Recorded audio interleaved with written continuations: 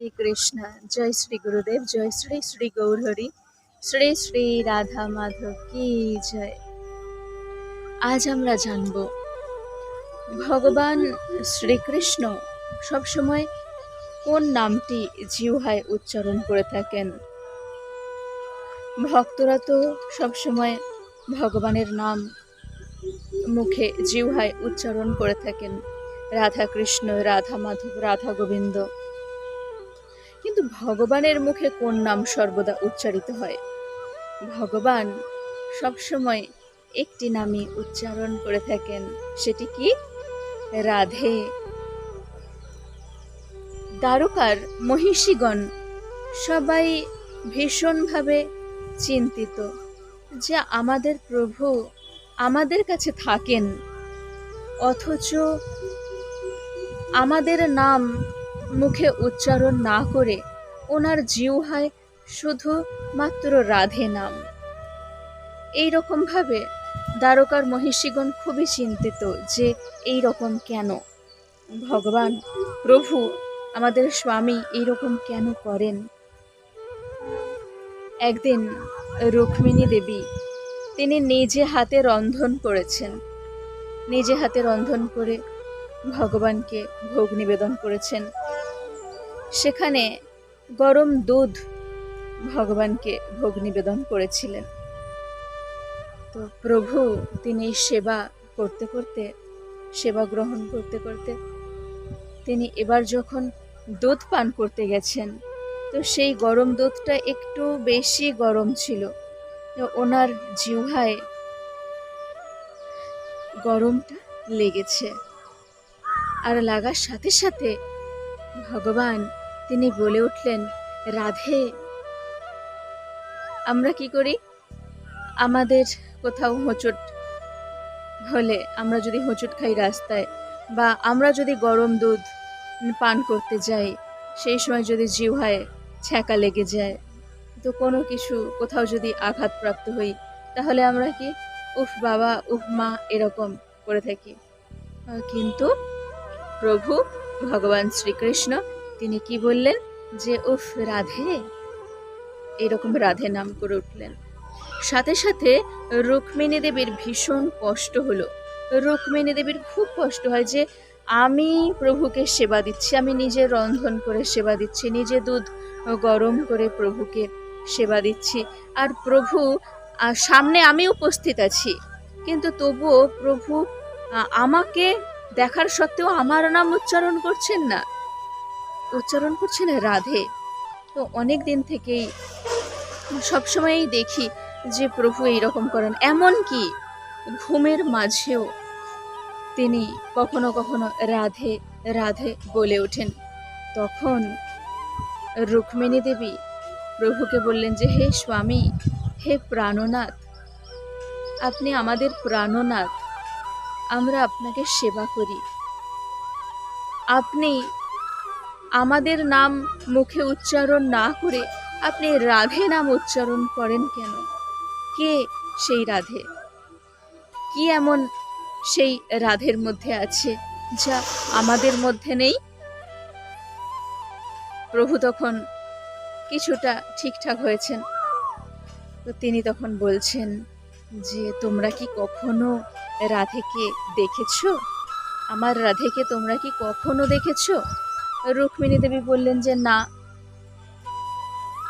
আমি তো দেখিনি। তো তখন রুক্মিণী দেবীর ভীষণ ইচ্ছা হলো যে প্রভুর মুখে যার নাম উচ্চারণ হয় রাধে, সেই রাধেকে একবার দর্শন করব। তারপর রুক্মিণী দেবী তিনি বৃন্দাবনে গিয়েছিলেন শ্রীমতী রাধারানীকে দর্শন করার জন্য।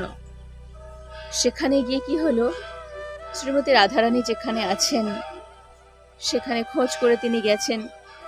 গিয়ে এবার দেখতে পাচ্ছেন যে রাধারানীর দ্বারের সামনে এক অপরূপা সুন্দরী রমণী দাঁড়িয়ে রয়েছেন। তো সেখানে সেই অপরূপা সুন্দরী রমণীকে দর্শন করা মাত্রই রুক্মিণী দেবী ভাবলেন যে ইনি সেই রাধারানী, এত সুন্দরী, যা দ্বারকায় এত সুন্দর লক্ষ্য করা যায় না? এই রকম অপরূপ সৌন্দর্য দ্বারকায় নেই। এত সৌন্দর্য, সেই জন্যই তো আমাদের প্রভু রাধে রাধে বলে থাকেন, ইনি এত সুন্দরী। তিনি তখন চরণে পতিত হয়ে বললেন যে, প্রণাম হে কৃষ্ণ মনমোহিনী, আপনাকে প্রণাম। তখন তিনি বললেন যে, এ কি করছেন, আর কোথা থেকে আপনি এসেছেন, কে আপনি? তখন রুক্মিণী দেবী নিজের পরিচয় দিলেন, বললেন যে, আমি দ্বারকা থেকে এসেছি,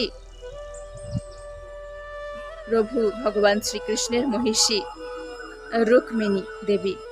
তখন ওনারা বললেন যে, ও তাই, তো আপনারা কাকে চান? না আমি তো কেন, আপনি রাধারানী নন? রুক্মিণী দেবী বলছেন, আপনি রাধারানী নন? তখন ওনারা বলছেন যে, রাধারানী না, আমি রাধারানী নই, আমি রাধারানীর দাসীরও দাসী, সেবিকারও সেবিকা, আমি রাধারানী নই। তো রাধারানীর কাছে যেতে গেলে এইরকম আরও 7টি দ্বার পার হয়ে তবে যেতে হবে, আর প্রত্যেকটি দ্বারেই এক একজন করে রয়েছেন। তো রুক্মিণী দেবী অবাক হয়ে গেলেন যে, এত অপরূপা সুন্দরী যা দ্বারকায় নেই, ইনি যদি রাধারানীর দাসীরও দাসী হন, তাহলে রাধারানী কেমন? তো প্রত্যেকটি দ্বার তিনি পার করে করে যাচ্ছেন। তো তার থেকেও সুন্দরী এই রকমভাবে প্রত্যেককে দর্শন করতে করতে যাচ্ছেন, আর অবাক হয়ে যাচ্ছেন। যখন তিনি রাধারানীর কক্ষে পৌঁছালেন, রাধারানীর কাছে যখন পৌঁছালেন, তখন রাধারানীকে দর্শন করার মতো সামর্থ্য আর হয়নি। শ্রীমতী রাধারানীর যে অঙ্গ জ্যোতি, তা কোটি সূর্যের তেজের থেকেও বেশি তেজ রাধারানীর অঙ্গজ্যোতি, অঙ্গকান্তি। তো তা দর্শন করার ক্ষমতা রুক্মিণী দেবীর ছিল না, তিনি চোখ চাইতেই পারছিলেন না। তারপর রাধারানীর কৃপা লাভ করে, রাধারানী তো কৃপাময়ী, করুণাময়ী, তো তিনি যেই ওনার কাছে যান না কেন, যেই শরণাগত হন না কেন, রাধারানী তাকে কৃপা করেন। যত বড় পাপী তাপী হোক না কেন, কেউ শ্রীমতী রাধারানীর শরণাপন্ন হলে শ্রীমতী রাধারানী তাকে কৃপা করবেনই করবেন। তো রুক্মিণী দেবী তিনিও রাধারানীর কৃপায় শ্রীমতী রাধারানীকে দর্শন করতে সক্ষম হলেন। শ্রীমতী রাধারানীর কৃপা ছাড়া তো রাধারানীকে দর্শন করা সম্ভব নয়, তো ওনারই কৃপায় ওনাকে দর্শন করার সৌভাগ্য লাভ হলেন। যে সত্যি এইরকম সুন্দর, এইরকম সুন্দরী, এইরকম সৌন্দর্য কোথাও নাই, ত্রিভুবনে কোথাও নাই। শুধু ত্রিভুবনে কেন, অনন্ত কোটি বিশ্ব ব্রহ্মাণ্ডে কোথাও নাই এইরকম সৌন্দর্য, রূপলাবণ্য। তিনি তখন রাধারানীর চরণে পতিত হলেন, আর রাধারানীকে দেখলেন যে কি হলো, কি ব্যাপার, রাধারানীর চরণে, রাধারানীর গাত্রে যেন কিছু ফোস্কা পড়ে আছে। তখন রুক্মিণী দেবী অবাক হলেন তা দেখে, রাধারানীকে জিজ্ঞাসা করলেন যে, আপনার এত সুন্দর রূপলাবণ্যে, এত সৌন্দর্যের মধ্যে এইরকম দাগ কিভাবে হলো, এরকম ফোস্কা কিভাবে পড়লো? তখন শ্রীমতী রাধারানী বলছেন যে, তোমরা আমার প্রভুকে সেবা দাও, একটু ভালোভাবে সেবা দেবে। তোমরা যে দুধ প্রভুকে পান করার জন্য দিয়েছিলে, সেই দুধ একটু গরম ছিল, বেশি গরম ছিল, আর সেটা আমার প্রভু পেয়ে পান করে ব্যথা পেয়েছেন, আর তখন আমার নাম উচ্চারণ করেছিলেন, রাধে বলেছিলেন, সেই জন্য প্রভুর সমস্ত ওই জ্বালা যন্ত্রণা, দুঃখ কষ্ট আমি গ্রহণ করে নিয়েছি। প্রভুর যত কিছু দুঃখ কষ্ট জ্বালা যন্ত্রণা সব আমি গ্রহণ করে নিয়েছি, আর তাই আমার গায়ে ফোস্কা পড়ে গেছে। এই কথা শ্রবণ করে রুক্মিণী দেবী ভীষণভাবে অশ্রু বর্ষণ করতে লাগলেন, আর শ্রীমতী রাধারানীর কাছে বারবার ক্ষমা প্রার্থনা করতে লাগলেন যে, হে কৃপাময়ী রাধে, ক্ষমা করে দাও, আমরা অনেক কষ্ট পেতাম, অনেক রাগ হতো মনে মনে যে আমাদের প্রভু কেন আপনার নাম স্মরণ করে। এখন বুঝতে পারছি কেন রাধে নাম সবসময় উচ্চারণ করে থাকেন আমাদের প্রভু? আমরা কাছে থেকেও প্রভুর দুঃখ দূর করতে পারলাম না। আর শ্রীমতী রাধারানী তিনি আছেন বৃন্দাবনে, সেখানে নিকুঞ্জ বনের মধ্যে থেকে, এত দূর থেকে তিনি প্রভুর সমস্ত দুঃখ কষ্ট জ্বালা যন্ত্রণা হরণ করে নিয়েছেন। আর সেই জন্য ওনার গায়ে ফোস্কা পড়ে গেছে। এই কথা শ্রবণ করে রুক্মিণী দেবী বারবার তিনি ক্ষমা প্রার্থনা করতে লাগলেন। এ থেকে কি বোঝা যায় যে আমাদের যত দুঃখ কষ্ট জ্বালা যন্ত্রণা পাপ তাপ সমস্ত কিছু হরণ করেন ভগবান শ্রীকৃষ্ণ, তাই তিনি হরি। আর প্রভুর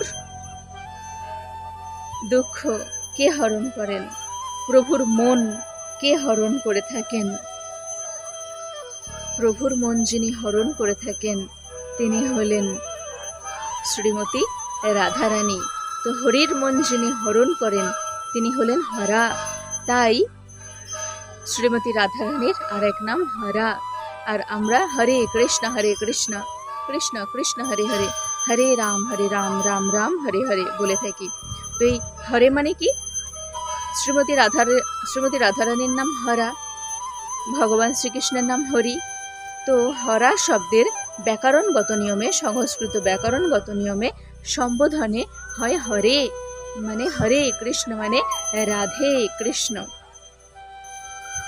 তো হরে কৃষ্ণ মহামন্ত্র আমরা যে জপ করে থাকি, মহাপ্রভু বলে গেছেন যেটা যে হরের নাম হরের নামেই কেবলম কলৌ নাস্তি বনাস্তি বনাস্তি ভগতিরন্যথা। যে হরিনামই একমাত্র মুক্তি লাভের উপায়, তাছাড়া কলিযুগের কোনো গতি নাই। তো এই হরি, এই হরে কৃষ্ণ মানে রাধে কৃষ্ণ, শ্রীমতী রাধারানীর নাম আগে উচ্চারণ করা হচ্ছে। নারদ পঞ্চরাত্রে নারদমুনিকে দেবাদিদেব মহাদেব বলেছেন যে আদৌ সমুচ্চরিত রাধাং পশ্চাৎ কৃষ্ণং চ মাধবম বিপরীতং যদি বদেত ব্রহ্মহত্যাং লভেত ধ্রুবম। যে আগে শ্রীমতী রাধারানীর নাম উচ্চারণ করে তারপর ভগবান শ্রীকৃষ্ণের নাম উচ্চারণ করতে হয়, তা না হলে বিপরীত উচ্চারণ করলে ব্রহ্মহত্যার পাপ হয়। কারণ ভগবান শ্রীকৃষ্ণের অন্তরঙ্গা লাদিনী শক্তি স্বরূপিণী হলেন শ্রীমতী রাধারানী। শ্রীমতী রাধারানীর কৃপা লাভ হলে তবেই ভগবান শ্রীকৃষ্ণের কৃপা লাভ হয়। আর এবার আমরা জানতে পারলাম যে ভগবান শ্রীকৃষ্ণের মুখে সর্বদা কোন নাম উচ্চারিত হয়? রাধে রাধে। সবাই বলুন রাধে রাধে। আর এই হরে কৃষ্ণ মহামন্ত্রের মধ্যেও কে আছেন প্রথমে? হরে মানে রাধে। সবাই বলুন হরে কৃষ্ণ কৃষ্ণ কৃষ্ণ হরে হরে, হরে রাম রাম রাম হরে হরে।